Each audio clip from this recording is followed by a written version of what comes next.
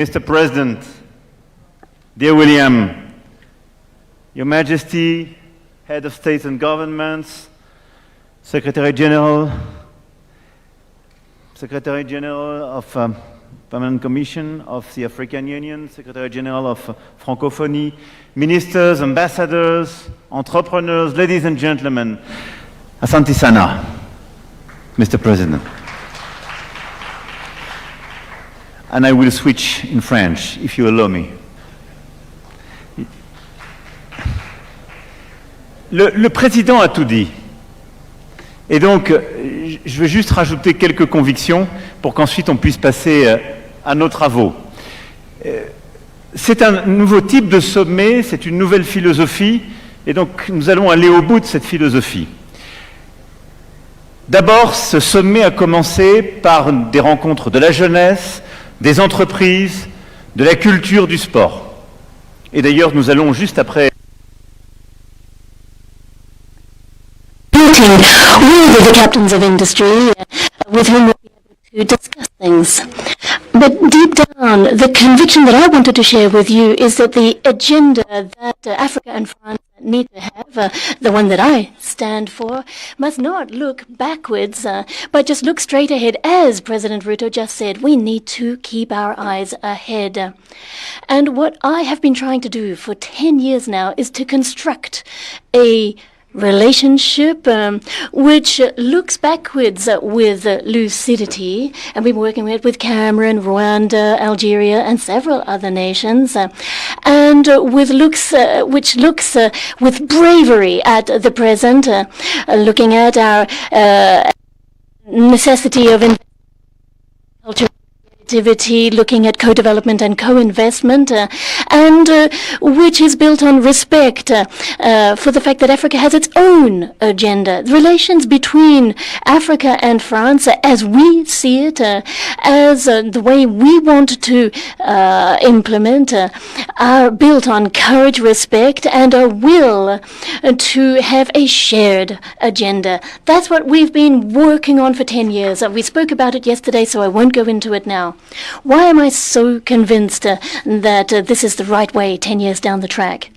Because the challenges of Africa and Europe are shared challenges. We all want peace, prosperity, sovereignty. Europe has always been fighting for this, and after the Second World War, the EU was built on this struggle for peace and sovereignty, and now the European agenda is indeed one built on strategic autonomy so as not to depend on American or Chinese power, and when we want to defend the rule of law, international law, we believe in equality, in equal footing trade relations. We defend the climate. That is what Europe is all about.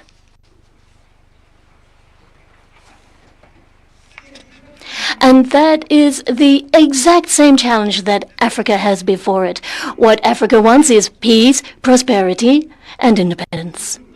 And deep down, this partnership that is embodied here in this Africa Forward Summit is a bond between Africa and Europe. This is what France is working for: peace, prosperity, and this strategic independence. It's a very powerful thing, and if we can do this, then it will enable us to reconstruct together a multilateral order that has been thrown into upheaval, been jeopardized, affects all of us, and deep down this can be a strong basis for moving forward together. And in terms of peace, I don't want to repeat what President Ruto said.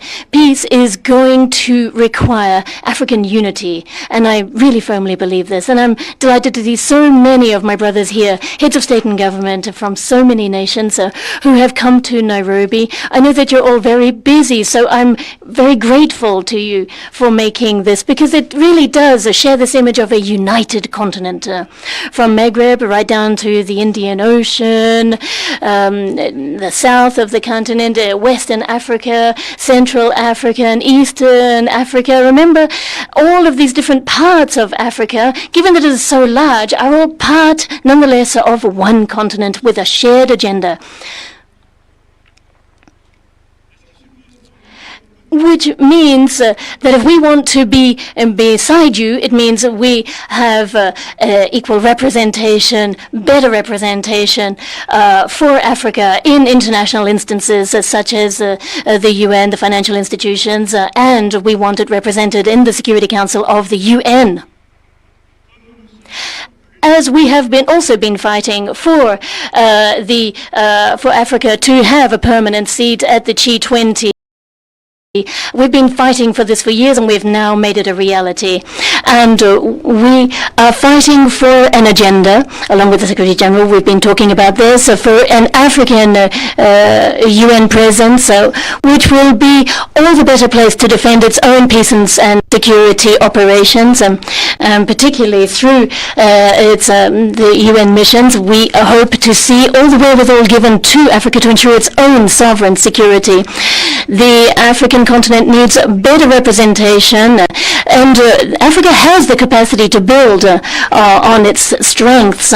So what we stand ready to do is assist you financing that with a reworked security arrangement which is respectful of the sovereignty of each African country, but never eclipsing each nation's sovereignty. And I'm delighted to hear from your introductory remarks a moment ago that we can build together a shared agenda to overcome the peace and security challenges that we face, and continue to work together so that the whole of the UN can move forward on a more equitable basis. Prosperity next. With President Ruto, I was discussing this. I think that he is absolutely right when he's talking about the prosperity of the continent. It's clear, it's simple. Now, what I'm offering is not to offer assistance. Those days are behind us, and we know that there are budgetary challenges in some instances, security challenges in others. These are realities that we need to be realistic about, but we need to rethink our North-South relations, and we need to look with lucidity at all of the cross-cutting benefits that Africa can derive from its diaspora. Those who are working very, very hard in many of our countries and send remittances back home are another important lever that we must not overlook. But the main notion I want to focus on is co-investment. What is co-investment able to achieve? It means investing in human capital, the young talents in Africa, in a formal economy. One of the major difficulties here is too much of the African economies that are underneath the tip of the iceberg is informal economy. It's about time we brought them into the value chains and to structure your agricultural sector and your industrial sector in such a way that it will be stronger than ever, so that Africa will no longer be seen as a place for rare earths and other resources to be extracted, but rather to be a partner. So we are working towards a transformation of investment relations, investing in value chains, energy, sustainable development, building on your strengths and your youth and your talent. And this is what the Business Roundtable is hopefully going to enable us to structure by looking at investing in AI, health, the blue economy, and sustainable agriculture. So what we need to do is look at the partnership that we want together through a logic of investment. And this is where we see this agenda of prosperity and sovereignty altogether. Getting Africa forward on the economic level means greater sovereignty and autonomy. It's important for Europeans as well to have more strategic autonomy in its partnerships. We need to ensure that we do not become dependent on the two major powers who in some ways look like they're going to eclipse everything. And it's not just France and Europe today who are going to mobilize all of the critical minerals or rare earths that we're going to need for the future. It's neither France nor Europe that will be here giving you diktats on the way forward. No. Those days are way behind us. No, the European agenda has every interest in seeing you march strongly towards a sovereignty and autonomy because they're the same goals that we have. And if you are successful in this hunt for sovereignty, be it with agriculture, with economy, or wherever, then you are also offering more solutions to us. So your success is our success. So when you invest in your populations and have them succeed, that means fewer people fleeing poverty. And so this again is our success and your success hand in hand. So here what I want is for all of us to take a leap together. This is not an agenda which is univocal, which is top-down from Europe to Africa. No way. It is an equal footing partnership built on mutual respect. And we're going to build this together with respect, lucidity, and courage. And that is why, if we're going to be successful in this, we need business leaders, and that's what we announced yesterday. And this is a big first, 23 billion euros of investment in the private sector. These are for industry, for firms in the fully private sector companies in Africa. These 23 billion euros of investment is 14 billion for French firms in Africa, 9 billion in investments for African businesses on our continent. On your continent. And so this, we are hoping, will be the jolt that we need to inject more momentum into the process. All of this is going to, as President Ruto said, be based on quite simple things. A new partnership, a new vision for managing resources, for sustainable agriculture, for having tax and financial policies that are more consistent. It's also going to mean that we can mobilize international funding better, be it the World Bank, be it with the IMF and with other international, with special drawing rights, with all kinds of mechanisms and debt restructuring that can move us all forward. So it's a true strategy for guaranteeing peace, and that is why the ITD here in Nairobi is so important. We're going to be able to work with you, with the ATD, so as to move forward, so that ATD can play its full role continent-wide, and in this way prove successful. This strategy is a whole new paradigm shift, and it's going to require a new financial paradigm shift. And this is all part of our shared strategy.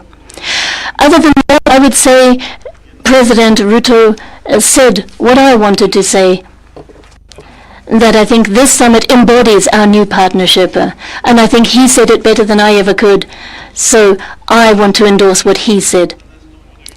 In a moment's time, we will be meeting with business leaders, and we'll be discussing growth. We'll be discussing finance and investments, and then after that, we're going to have the outcome of this Africa Forward Summit with the declarations of those investments. And then together with President Ruto, we're going to bring to the G7 in Evian, on behalf of all of you, the message from this forum. And then throughout the year, at the IMF, World Bank, at the UN, we are going to showcase and push this shared agenda. And that is why this summit, in my opinion, is going to enable us to jointly set forward our upcoming path. So I don't want to take up any more of your time, dear ladies and gentlemen, but I just wanted to extend my thanks to President Ruto for agreeing to host this outstanding summit here in Nairobi. And I'm delighted to be here with you, with my brothers and sisters from all around Africa.